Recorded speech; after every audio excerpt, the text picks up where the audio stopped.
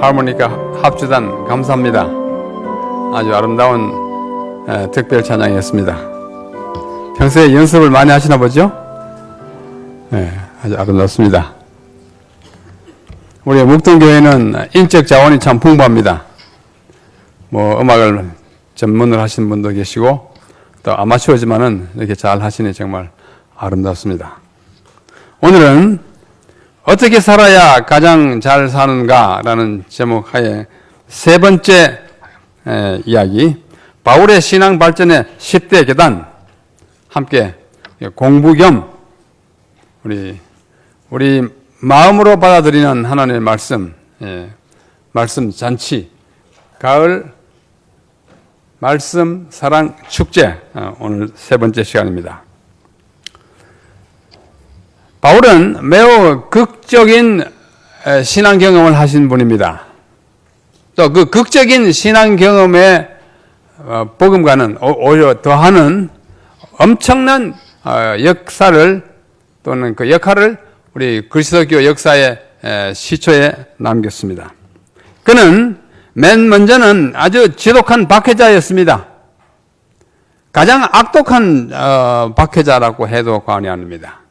여기 사도행전 7장 57절로 60절에 보면 이런 말씀이 나옵니다. 저희가 큰 소리를 지르며 귀를 막고 일심으로 그에게 달려들어, 그가 누군가니? 스데반입니다.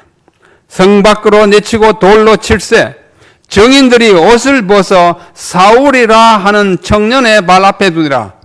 바울 되기 전에 이름이 사울, 청년 시절의 사울입니다. 나중에 정말 그리스도교로 개정했다고 할까요? 부르심을 받은 후에 이제 이름이 바울로 변하는데요.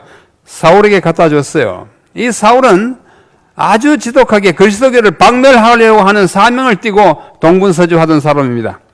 그래서 이 스데반의 옷을 벗겨가지고 사울에게 갖다 주고, 저희가 돌로 스데반을 치매 스데반이 부르짖어 가로되 주 예수여 내 영혼을 받으시옵소서 하고 무릎을 꿇고 크게 불러 가로되 주여 이 죄를 저들에게 돌리지 마옵소서, 이 말을 하고 자니라.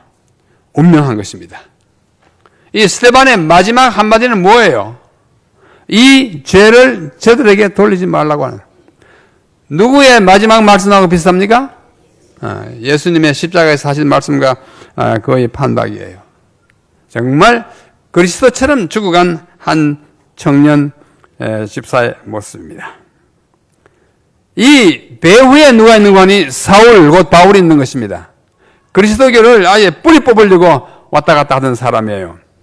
이 장면이 바로 스데반을 돌로 쳐 죽이는 장면, 어떤 화가가 그린 그림입니다.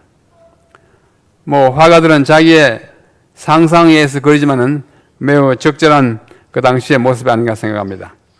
바로 이 스데반이 돌로 맞아서 순교하는 그 순교의 현장에 세워진 교회가 두 개 있습니다. 그 중에 하나 이 교회예요. 예루살렘을 방문해 보신 분들은 바로 예루살렘 그 성벽의 동쪽에 거기 골짜기로 내려가는데 아주 아름다운 교회가 서 있는 걸 보았을 것입니다. 이게 바로 그 교회인데, 기드론 골짜기에 있는 스데반이 선교한 장소에 세워진 그리스 정교회입니다. 유대인 교회가 아니고 그리스 정교회예요. 물론 유대인이야 예수님을 받아들이지 않았기 때문에 교회라는 것이 없죠. 자기들 나름의 회당이 있을 따름인데, 이것은 그리스 정교회이고 이것은 가톨릭 교회입니다. 스데반이 돌에 맞아서 돌아가신 장소는 한 곳일지라도 세월이 많이 지남에 따라 그 일대가 다 스데반이 선교한 곳으로 알려지면서 먼저 지어진 교회가 있고 또 나중 지어진 교회는 그 인근에 좀 떨어진 곳에 지은 것이 이게 가톨릭 교회입니다. 가운데 이렇게 돌상에 있는 분이 바로 스데반의 모습입니다. 이 사울은 정말 지독한 그리스도교 박해자, 핍박자였어요.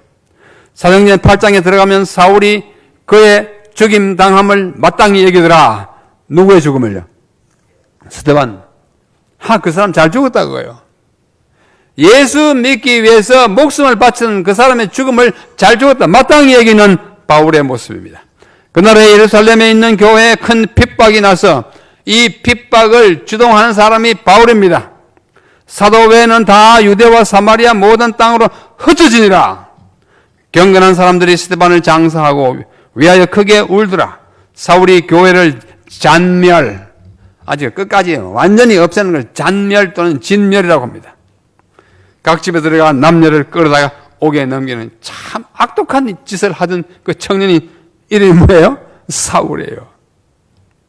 9장에도 이어집니다.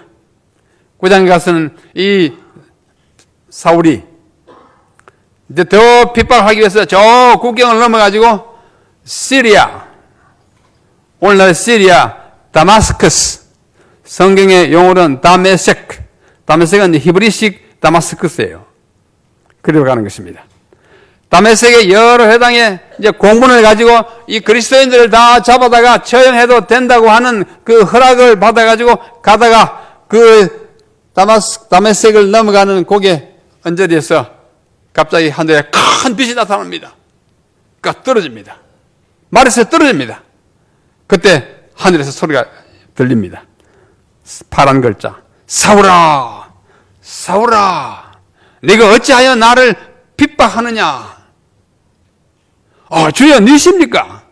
나는 네가 핍박하는 예수니라.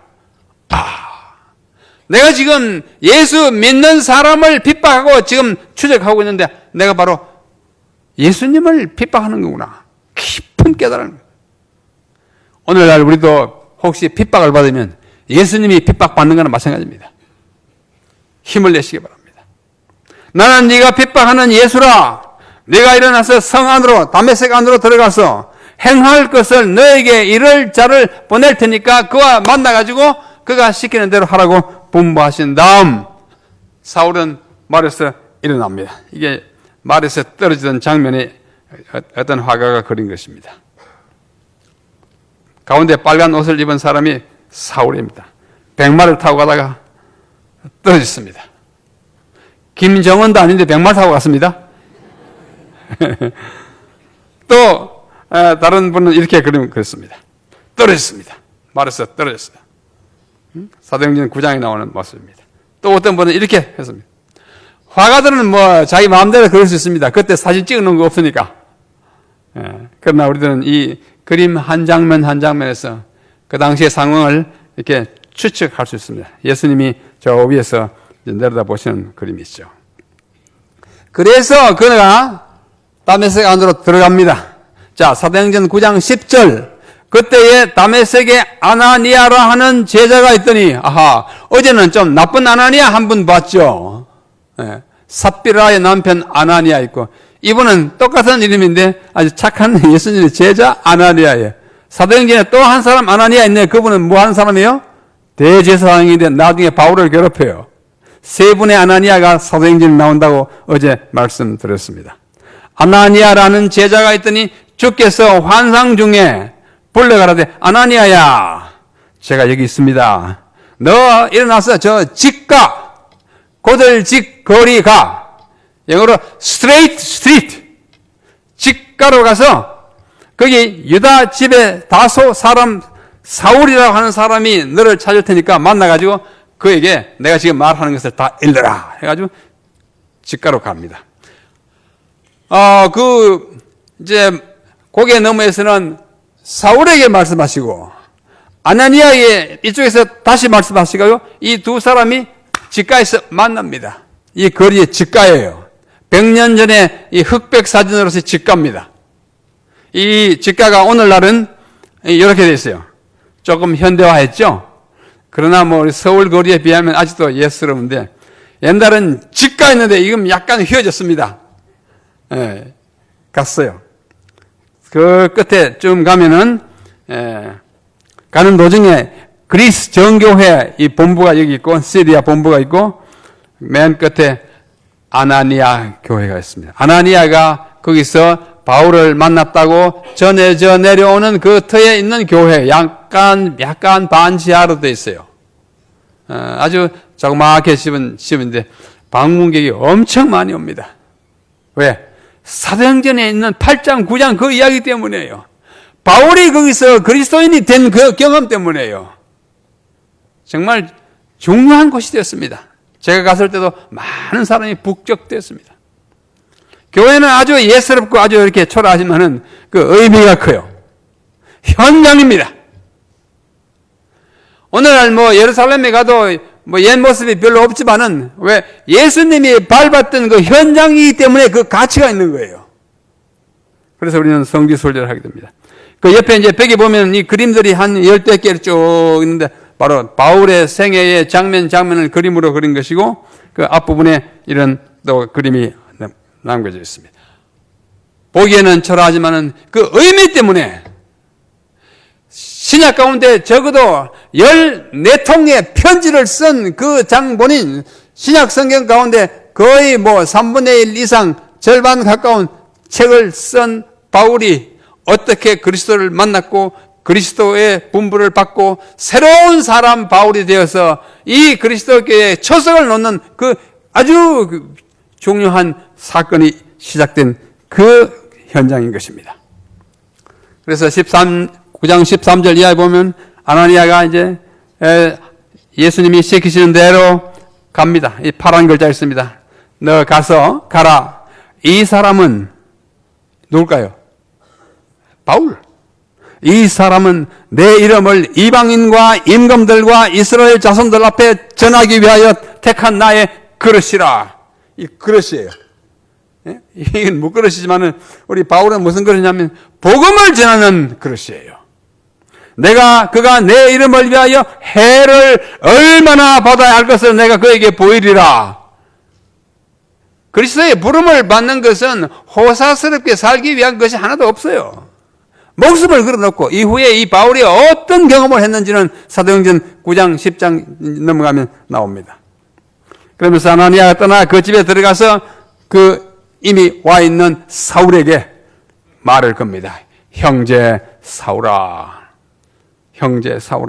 주 곧 네가 오는 길에서 나타났던 예수께서 나를 여기 보내가지고 너로 다시 보게 하고, 왜냐하면 그 강한 빛을 받기 때문에 눈이 시력을 잃었어요. 못 보고 이렇게 했는데 안수기도 하고 눈을 이렇게 했더니 눈에 비늘이 떨어지면서 눈을 다시 보고, 이제는 새로운 세상, 그리스도인이 보는 새로운 세상, 이제는 예수님의 사도와 제자가 된 이 바울의 새로운 세계가 그의 눈앞에 전개된 것입니다.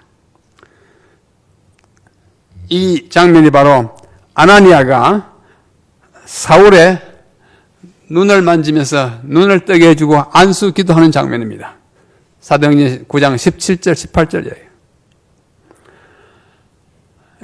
참 많은 화가들이 성경의 장면 사건을 그림으로 그리기 위해서 애를 많이 썼고, 후대에 우리는 그것을 보면서 더 글로만 보기보다는 그림으로 보는 더 직접적인 영감을 경험하게 되는 것입니다. 그래서 이 사울이 이제는 뭐가 됐어요? 바울이 돼가지고 이제는 본격적으로 주님께서 시키시는 일을 하게 되는데, 당장에 9장 22절 보십시오. 사울은 힘을 더 얻어 예수를 그리스도라 증명하여 다메섹에 사는 유대인들을 굴복시키더라. 자기가 유대인이기 때문에 제일 먼저 접촉하는 사람이 유대인이었어요. 유대인들, 당신들 얼마 전에 돌아가신 그분이 모세로부터 아브라함으로부터 기다려오던, 우리 조상들이 기다려오던 메시아라고 막 전합니다. 그리스도라고. 유대인들이 사울을 죽이기로 공모하더니, 유대인들 참 답답한 민족입니다. 그러냐 하고 와서 믿어야 할 때인데, 너 무슨 소리 하고 있느냐? 메시아가 뭐 그렇게 와가지고 십자가에 죽는다더냐? 오해예요. 메시아에 대한 그릇된 기대 때문입니다. 그래서 그를 막 죽이려고 하기 때문에 그림에서 보는 바와 같이 창문에서 바구니에 넘어가지고 밑으로 이제 도망치는. 제가 이 집에도 가봤어요.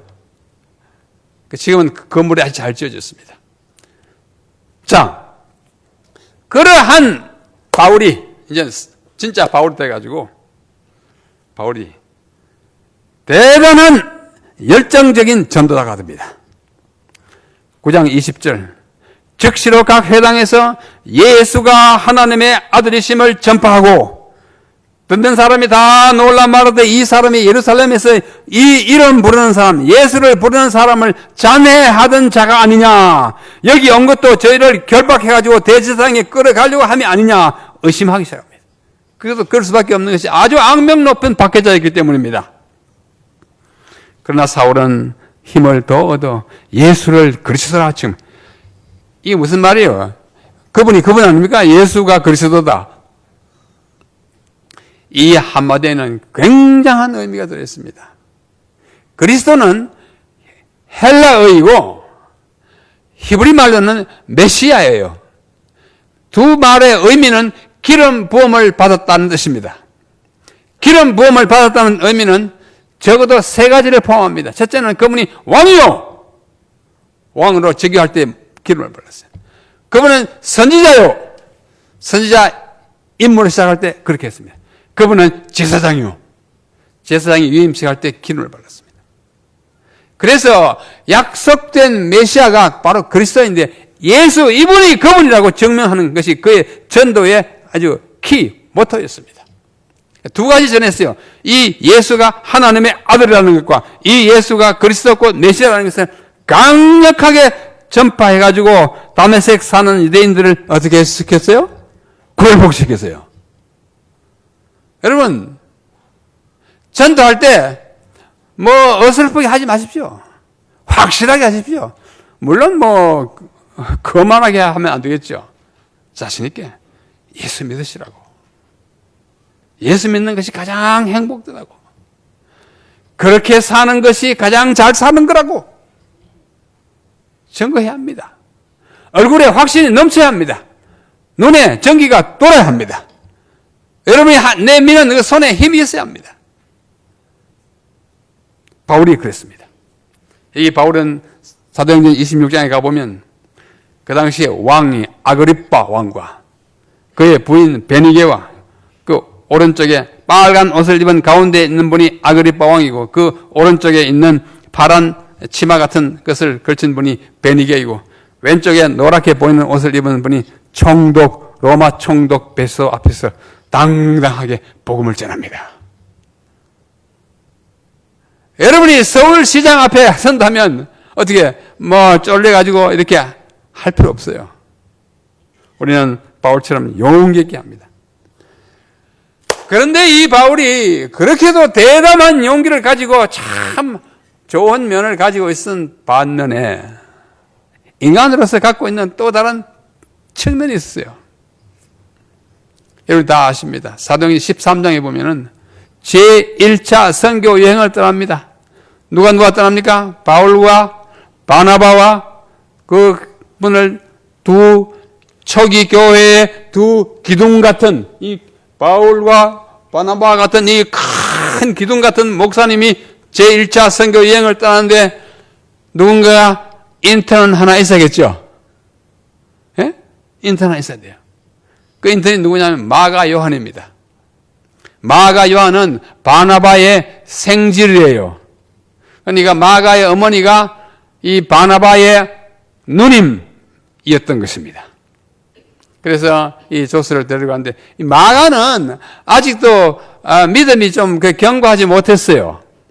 예수님이 이 땅에 계실 때에 그 집에 와서 자주 와서 묵고 제자들과 함께 지내시고 전도하고 성경 가르치고 했지만은 이 성격이 좀 떼가지고 한 번도 예수님을 나가서 맞이하지 안 하고 자기 방에 골방에 들어앉아가지고 문구멍 뚫어놓고 예수님 바라보는 그런 겁 많은 청년입니다. 그래서 이제 마가복음 14장 50절 52절에 보면은 예수님이 잡혀가려고 하는 그날 밤 벗은 몸에 배옷잎을 들고 눈만 넣고 이렇게 어떻게 되나 따라가다가 군병한테 잡혀가지고 배옷잎을 뺏기고 알몸으로 도망간 그 겁쟁이 마가가 바로 그 양반입니다. 그렇게 겁 많은 청년이었어요. 그러다가 예수님이 십자가에 달려 돌아가시고 그 어머니는 그를 굉장히 신실하게 따랐어요. 그 다음에 부활하시고 하늘 올라가시는 것을 다 듣고는 마음이 바뀌었습니다. 아, 우리 어머니가 그렇게도 신실하게 따르던 그분이 진짜 메시아구나. 그래서 마음 먹고 이제 바울과 바나바를 따라가지고 전도여행을 가는데 아직도 믿음에 이 뿌리가 없어가지고 집에서 거의 자란 몸이라 저기 제1차 전도여행 때 밤빌리아, 오늘날 터키에 가면 그 밤빌리아에서 이렇게 그 안디옥으로 넘어가는 높은 고개가 있어요. 거기까지 배를 타고 가는 동안에도 이미 고생을 했어요. 그런데 이 두 기둥 같은 목사님이 전도 여행을 하는데 혼자 따라가는 이 수종 드는 사람이 뭐 해야겠어요? 때로는 빨래도 해야 되고, 밥도 지어야 되고, 뭐 포스터도 붙이고, 모든 일은 다 맡아 해야 했는데, 능숙하지 못해가지고 아주 힘들었어요. 내가 밤빌리아 고개를 딱 보니까 내일은 그거 넘어간다고 그래요. 그 모든 전도 장비, 도구를 자기가 짊어지고 가야 하는데 올라가 넘어갈 거 생각하니까 아찔해요. 만 고개 넘어갑니다. 그 다음날 새벽에 그는 그 외삼촌과 바나바와 바울 선생님이 아직도 피곤하여 일어나기도 전에 딱 일어나가지고 어제 저녁에 도착한 그 항구로 가서 배를 타고 예루살렘으로 직행해 버립니다. 아침에 바울과 바나바가 딱 일어나가지고 마가야, 아무 소식 없어요. 마가야, 와서 딱 보니까 방이 비어 있습니다. 참 난감했을 거예요. 이렇게 도망병이에요. 일찍이 도망했잖아요. 예수님 어떻게 되나 이렇게 배운 입을 덮어 쓰고 가다가 홀랑 도망하던 그 친구는 여기서 또 도망합니다. 여러분 팔자는 길들이게 달렸어요. 한번 도망하면 자꾸 도망합니다. 마가가 그랬습니다. 그래서 여기 사도행전 15장에 보면은 제2차 선교 여행 떠납니다. 수일 후에 바울과 바나바가 다 돌아와서 수일 후에 13장 14장에 돌아와서 15장 끝에 바울이 바나바들을 말하되 우리가 주의 말씀을 전한 각 성으로 가서 다시 형제들이 어떤가 방문하자 하니 바나바는 마가라 하는 요한도 데리고 가고자 하나 바울은 밤빌리아에서 자기들을 떠나 한 가지로 일하러 가지 아니한 자를 데리고 가는 것이 옳지 않다 하여 데려가지 말자 합니다. 바나바는 그 젊은이 한번 실수했는데 데려갑시다. 안 돼! 안 돼! 바울은 한번 안 돼! 하면 안 돼요. 그런 목사님이 좋습니까? 좀 곤란합니까? 뭐 이 교회 목사님들 그렇지 않을 줄로 믿습니다만은 너무 딱딱하게 하지 마세요. 원칙이 좋지만은 원칙이 사람을 부러뜨려 놓으면 아무것도 못 써요. 제가 얼마 전에 한 10년 전에 미국의 어느 교회에 큰 집회를 하러 갔습니다. 근데 제가 공항에 내리니까 저는 그 교회에 목사가 나올 줄 알고 픽업하러 나올 줄 알고 갔더니 뜻밖의 한 장로가 따고 나와 계십니다. 그분이 서울에 소위 참 좋은 대학을 나오고 영어 학원을 통해서 재림 기별을 받아들이고 안식일교회에 있는 다음에 삼육대학교 신학과 와서 다시 공부해가지고 목회 나갔어요. 어느 기관에 목회 나가서 인턴을 갔습니다. 근데 그 기관의 그 원 목사님이 얼마나 깐깐하셨는지 이 자유분방하게 대학 나오고 또 신학 나온 이 젊은 전도사가 견딜 수가 없어가지고 보고서를 아침 몇 시부터 몇 시까지 시간 단위로 뭐 했다 보고를 다 하고 성경 가르치면 무엇을 가르쳐서 다 보고하고 매일 보고하고 주일 보고하고 월 보고 그리고 막 질급을 하고 6개월 동안 하고는 그만 사표 내고 미국 가가지고 거기서 치과 기공을 하면서 장로를 하고 있어요. 참 가슴이 아팠습니다. 참 신실하고 좋은 분인데 그 바울 같은 목사님을 만나가지고 바울이 다 좋지만은 진짜 다 좋은 건 아니에요. 바나바는 자기 조카이기도 하지만은 마음이 참 너그러워요. 그때 그랬지만은 또 한 번, 두 번째 기회를 주자고 해가지고, 데리고 가자, 안 된다, 데리고 가자, 안 된다 해가지고 둘이 막 어떻게 했어요? 둘이 서로 어떻게 해요? 피차 심히 서로 다투어 갈라져서, 바나바는 마가를 데리고 저기 구브로라는 섬으로 가고, 바울은 또 다른 사람을 데리고 딴 데로 갔습니다. 실라를 데리고. 초기 교회에 기둥 같은 두 목사님을 이간 고쳐가지고 분리시킨 그 장본인이 마가 요한입니다. 실수할 수 있어요. 실수할 수 있습니다. 바울은 한번 찍히면 용서 못하는 사람입니다. 우리 그런 지도자보다는 바나바처럼 두 번째, 세 번째 기회를 주는 지도자가 얼마나 더 언제스러워. 만약에 끝까지 그렇게 하지 않았더라면 오늘 우리 성경에 마가복음 없습니다. 그분이 있었어요. 나중에. 또 이집트에 그리스도교가 그때 제1세기에 들어가지 못했습니다. 마가가 들어가서 전도한 거예요. 두 번째 기회를 얻어가지고 아주 이 현저한 일을 한 사나이가 겁이 많던 마가입니다. 자, 다시 바울로 돌아옵니다. 이러한 흠이 있는 지도자지만은 그는 또 큰일을 하는 것이네. 다섯 번째, 바울은 자부심이 매우 큰 율법사였습니다. 사도행전 22장 3절, 나는 유대인으로 길리기아 다소에서 났고 이 성에서 자라 가말리엘의 문화에서 우리 조상들의 율법에 엄한 교훈을 받았고 오늘 너희 모든 사람처럼 하나님께 대하여 열심하던 자이다. 자기를 소개하는 거예요, 지금. 나 이래봬도 가말리엘의 수석 제자야, 수제자야. 가말리엘은 1세기에 가장 위대하고 학식 높고 존경받던 랍비 가문의 그 수장이었어요. 나 거기서 공부했다고요. 물론 여기서 자기 자랑만 하려고 한 건 아니에요. 내가 다 알 것 다 알고 하는데 내가 그러고 나서 보니 예수님이 진짜 메시아더라 이거예요. 그는 자기의 이력, 경력에 대하여 굉장한 자부심이 있는 그야말로 율법사였습니다.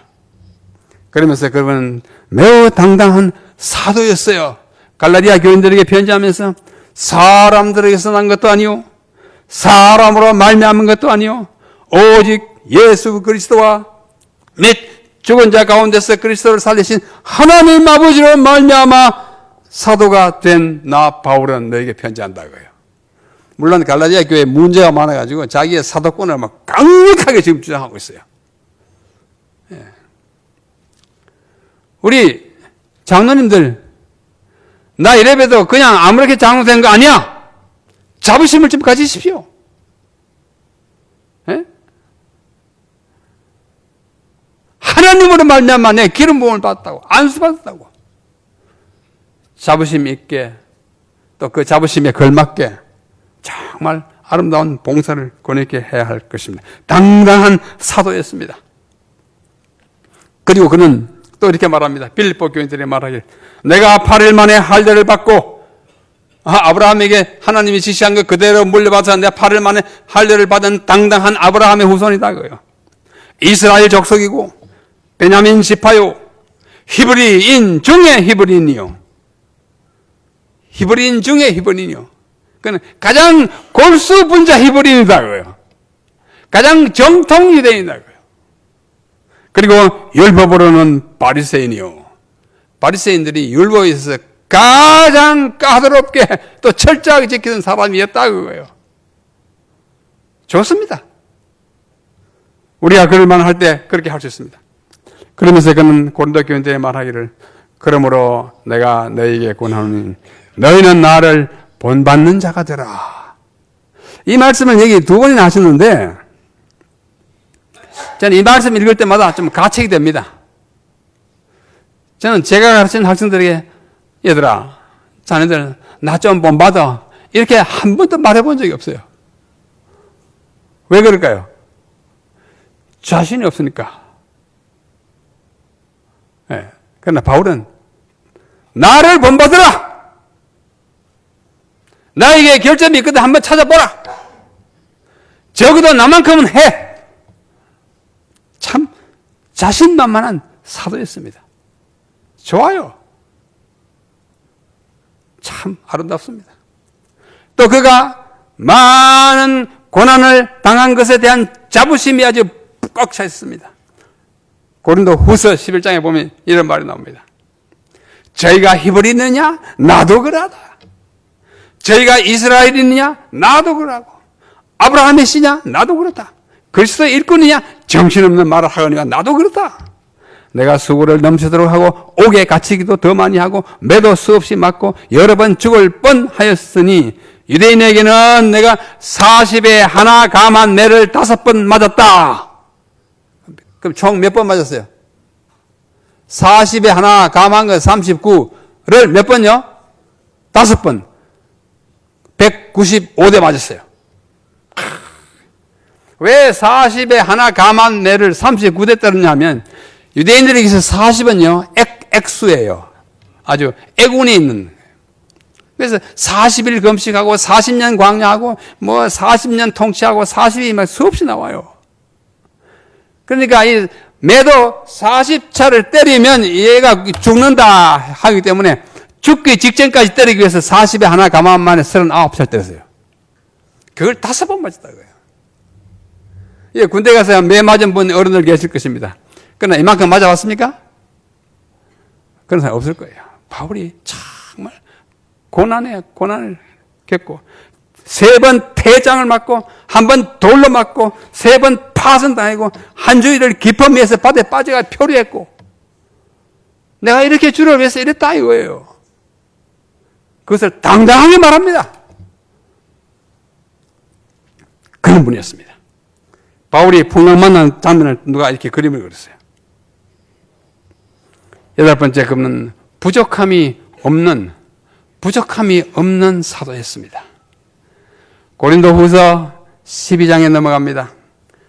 내가 어리석은 자가 되었으나 너희에게 억지로 시킨 것이니 내가 너희에게 칭찬을 받아야 마땅하도다. 뭐예요? 칭찬을 받아야 마땅. 그만큼 자신 있는 분이에요.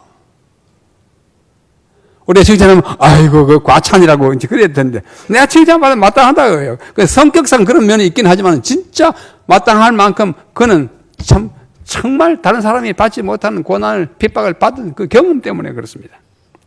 내가 아무것도 아니나 지극히 큰 사도들보다 조금도 부족하지 아니하다. 어때요? 이 정도면 어떻게? 정말 오늘 존경스럽다 보다는 정말 좀 너무하네 이런 느낌 들지 않습니까? 바울이 어떤 면에 정말 교만해요. 지금까지 보았듯이 사실이기는 사실이지만은 사실에 기초하여 점점 교만해집니다. 자꾸 올라가요. 내가 뭐 유대인이 아닌 줄 알아? 내가 아브라함의 후손 아니야? 나 베냐민 지파 히브리인 중에 바리새 가말리엘이 수제자야. 당당한 걸 넘어서 아주 교만한 이 모습에 바울을 보는 것입니다.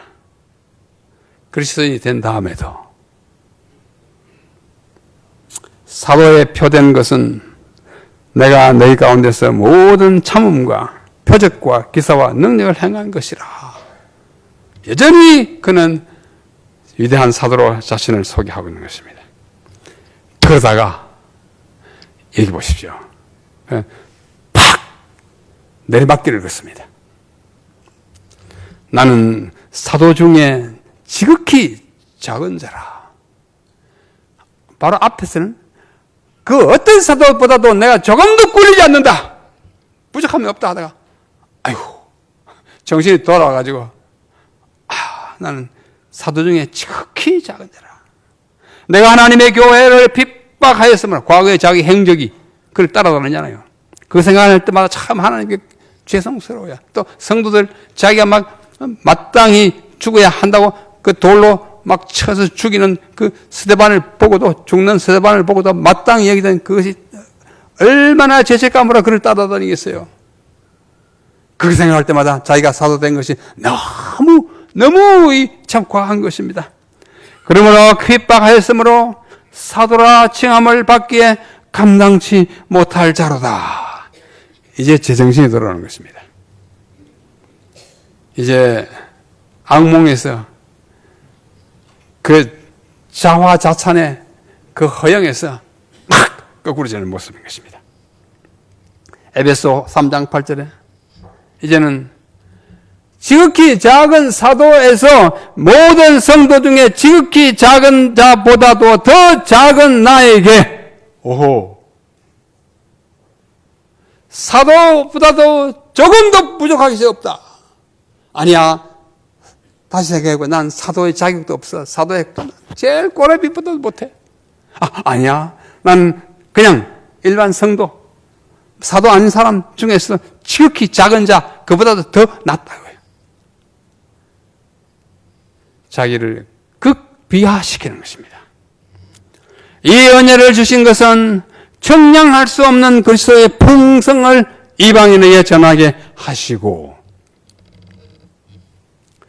우리가 그리스도인을 살아가면서 때때로 조금 뭐랄까요, 좀 자기를 과대하게 나타내고 싶을 때가 충동이 많습니다. 정말 위험한 일입니다. 여러분, 목사님들을, 강사를 너무 칭찬하지 마십시오. 위험합니다.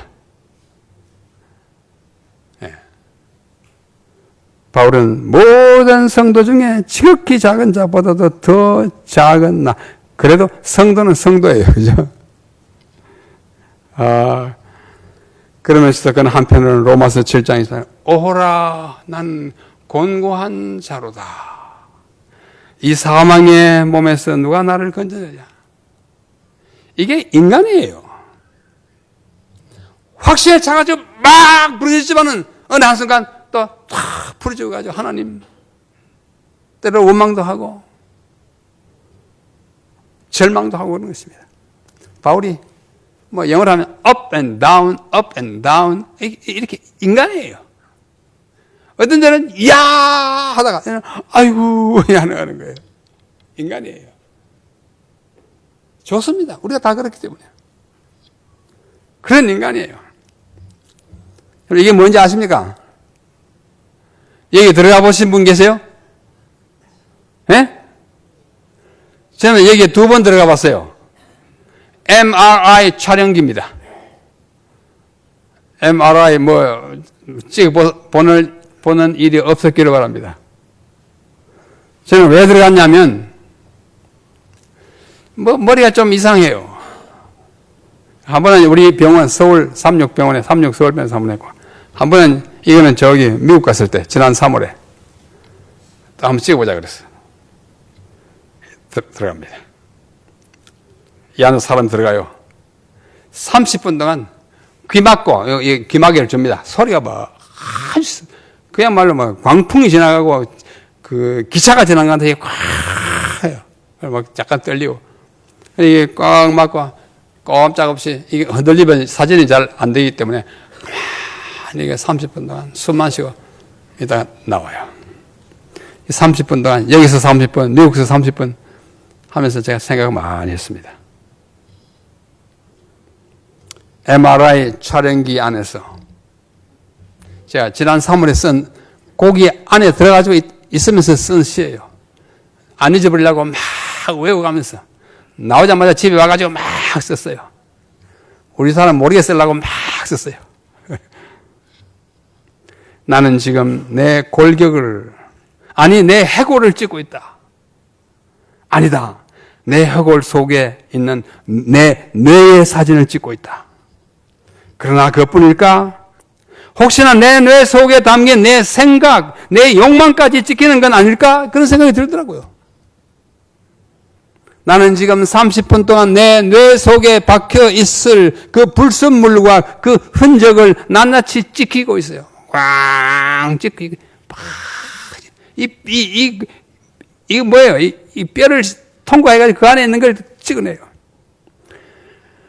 옆에 서 있는 그 낯선 그 미국인 기사는 잠시 나를 찍지만 내 뇌를 지으시고 내 생각 속에 거하시는 그 크신 기사님은 누구예요?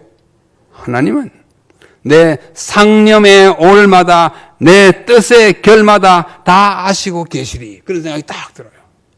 이 기계는 그걸 못 찍어요.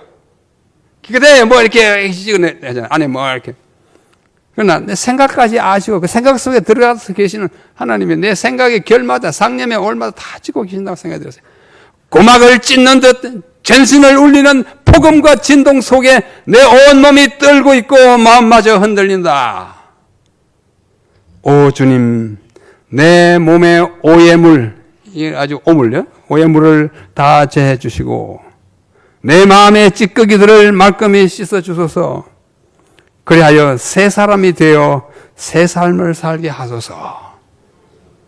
이런 기도를 드리면서 30분 동안 있다가 나왔습니다.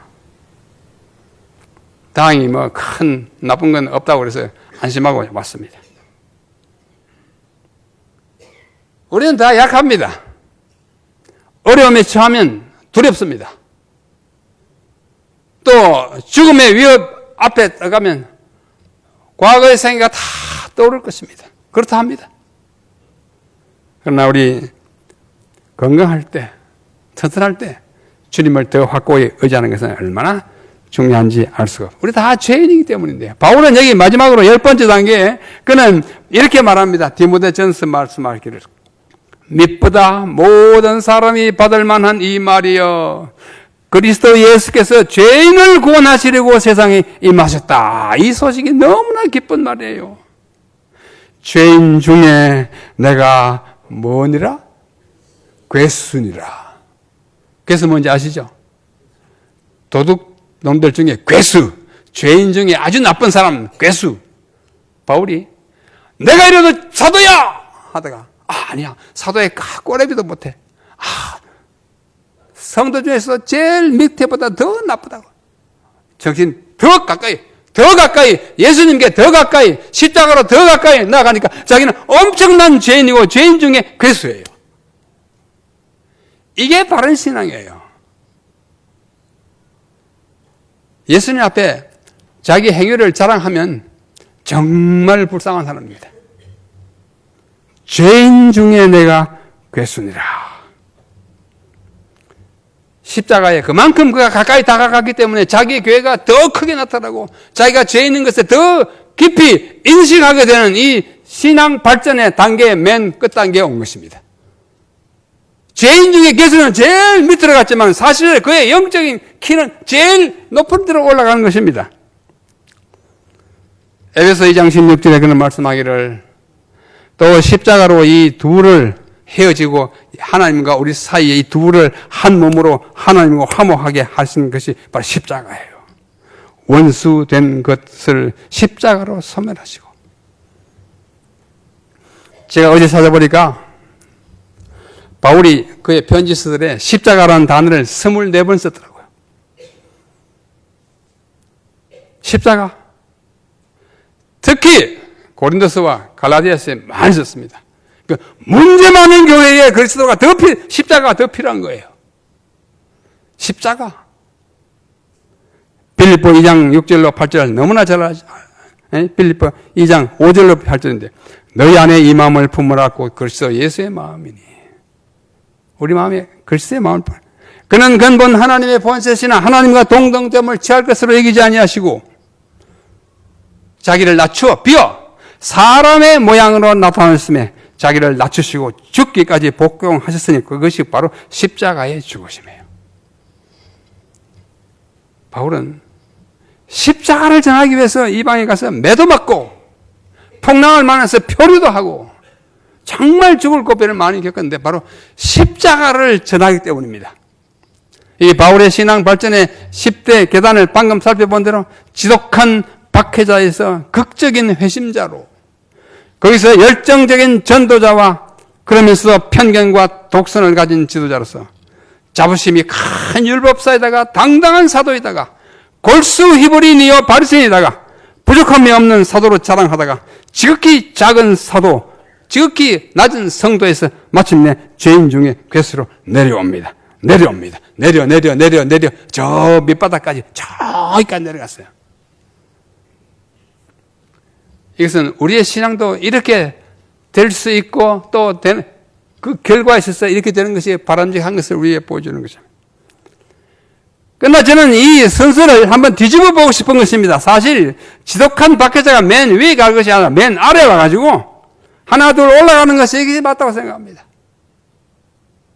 맨 마지막에 죄인 중에 괴수다는 자각이 될 때 그는 자기의 아이덴티티, 자기의 신원이 무엇인지를 진짜로 아는 거예요. 죄인이에요. 죄인 중에 괴수라는 그 의식은 십자가가 나를 인하여 십자가에서 일어난 사건이 얼마나 큰 의미가 있는지를 자각할 때 자기는 죄인 괴수가 되는 것입니다. 그래서 이렇게 내리막이 아니고 이제는 그의 믿음과 영성이 올라가는 이 과정인 것입니다. 우리 존경하는 묵동 성도 여러분, 그야말로 그 이름처럼 묵묵히 주님을 따르는 이 동네 교회 여러분, 바울의 이와 같은 경험을 여러분의 개인의 생애에서 하시기를 간절히 바랍니다. 십자가로 나아가고 십자가에 가까이 가면 갈수록 내 죄가 더 많이 드러나고 나의 신분이 정말 더 비참해 보이고 나의 존재가 아무것도 아니라는 것을 더욱 깊이 자각하게 되는 그 성장의 과정, 이것이 바울의 신앙 경험이에요. 그러므로 정로기단은 이렇게 말씀합니다. 우리가 하나님의 품성을 십자가에 비추어서 연구할수록 하나님의 자비와 온유와 공평과 의로 섞인 사유, 용서를 깨닫게 되는 것이요. 또한 그의 무한한 사랑의 무수한 증거와 자기의 불순종하는 자녀에 대한 자모의 애정보다도 더 뛰어난 인정 깊은 자애를 느끼게 됩니다. 십자가에 가까이 가서 볼수록 하나님의 사랑이 얼마나 깊고 얼마나 소중한 것인지를 느끼게 된다고 말씀하는 것입니다. 십자가는 우리의 자랑입니다. 우리가 마침내 끝까지 붙어 있어야 할 것이 있다면 십자가의 그늘 아래입니다. 십자가. 우리는 날마다 십자가를 생각해야 합니다.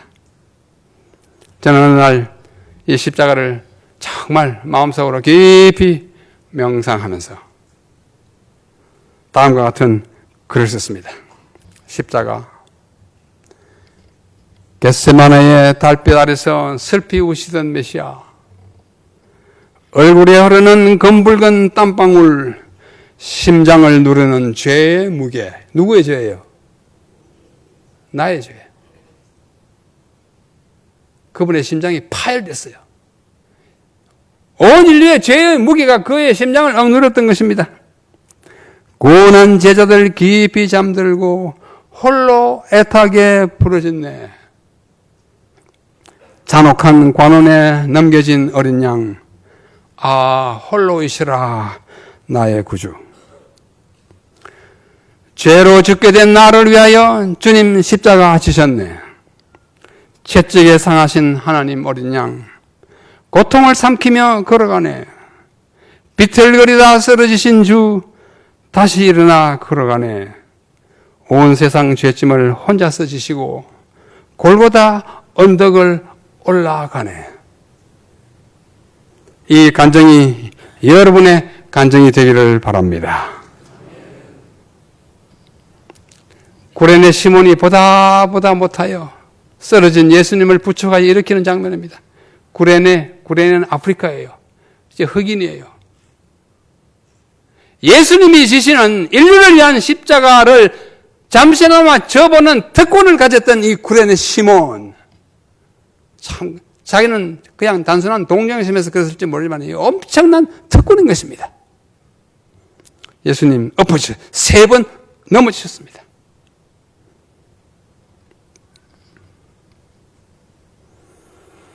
제가 이 노래를 한번 부를까 말까를 오랫동안 망설였는데 노래도 잘 못할 뿐만 아니라 또 목도 아프고 해서 그러니까 잘 못 불러도 용서하실 것이죠. 예. 예, 반주도 없이 한번 불러보겠습니다.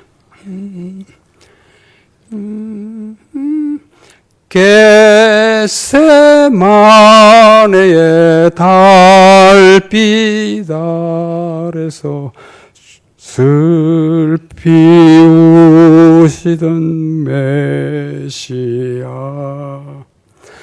얼굴에 흐르는 검붉은 땀방울, 심장을 누르는 죄의 무게. 고난 제자들 깊이 잠들고 홀로 애타게 부러지네. 잔혹한 관원에 넘겨진 어린 양, 홀로 이셔라 나의 구주.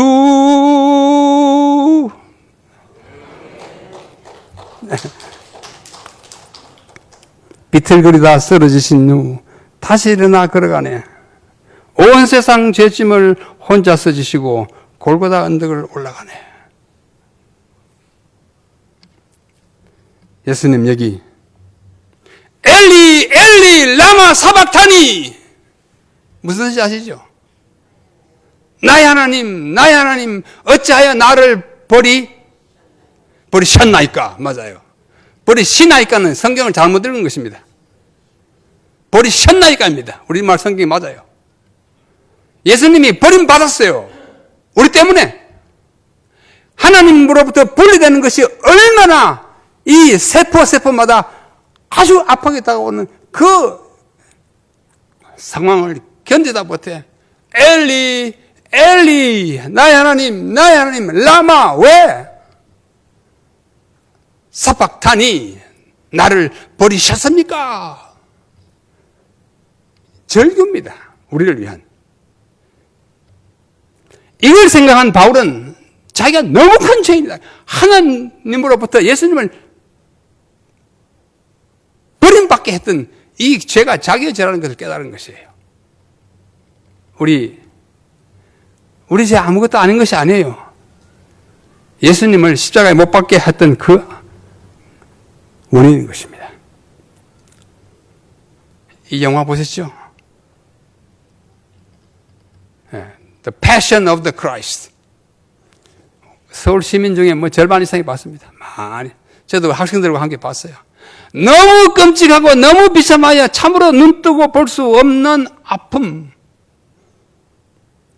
눈을 가려서 목불인견 그러죠. 차마 눈뜨고 볼 수 없다. 그 고통이에요. 예수님이 그러한 분입니다. 정말 아프게 돌아가요. 이것에 공감할 때 우리는 자신이 얼마나 처절한 죄인이라는 것을 인식하게 되는 것입니다. 정로기단 31페이지 아무든지 하나님께서는 사랑과 자비가 크심으로 그의 은혜를 저버린 자라도 구원을 하실 것이라는 생각으로 스스로 속지 말아라. 그렇지 않다. 죄는 분리돼야 돼요.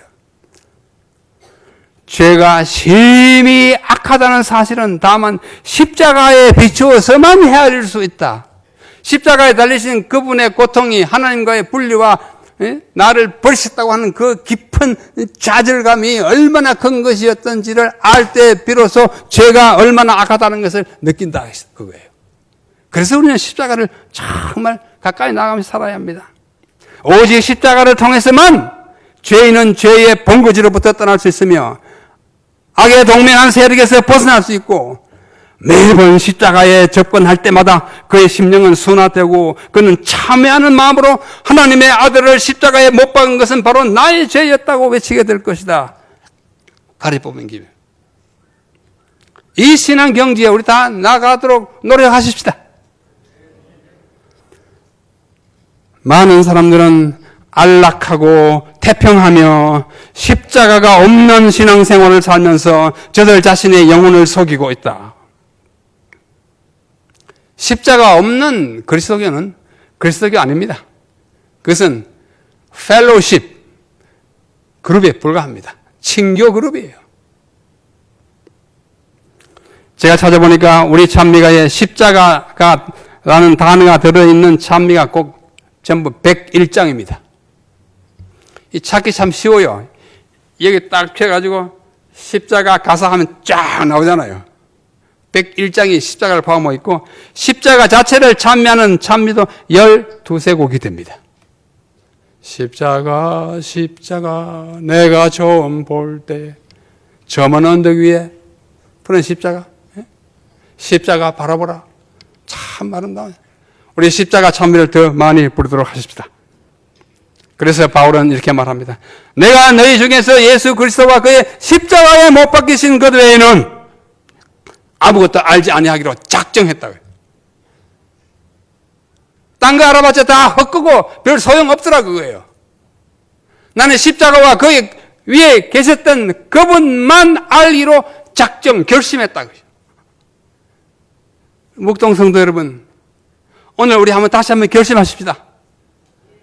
내가 십자가의 군병이 되겠다고. 십자가 밑에서 살아가겠다고. 내 심중에 무슨 목걸이로만 십자가 말고 진짜 내 심중에 십자가를 품고 살겠다고. 그렇게 한번 다시 바울처럼 작정하시지 않겠습니까? 갈라디아 6장 맨 마지막 부분에 이렇게 말합니다. 그러나 내게는 우리 주 예수 그리스도의 십자가 외에 결코 자랑할 것이 없으니. 십자가 그의 자랑입니다. 십자가는 그분의 영광입니다. 십자가는 그가 가장 존귀하게 여기는 대상이었어요. 그래서 그 십자가를 전하기 위해서 동분서주 3차 전도여행까지 다 하고 난 다음에 로마로 잡혀가지고 마지막 목배임을 당하기 전까지 그는 십자가를 전하다가 돌아가셨습니다. 우리는 바울처럼 그렇게 선교에 특권을 받지는 않을지라도 날마다 십자가를 자랑하고 십자가를 연구하고 십자가에 대해서 명상하는 그런 그리스도인 삶을 살게 되시기를 간절히 바랍니다. 어떻게 살아야 가장 잘 사는가? 십자가 아래서 살아가는 것입니다. 오늘 저녁에 우리는 이 십자가의 의미를 깊이 생각하면서 우리 마음속에 심어준 십자가가 흔들리지 않는 십자가가 되도록 주께서 모두에게 축복해 주시기를 간절히 바라면서 말씀을 드리겠습니다.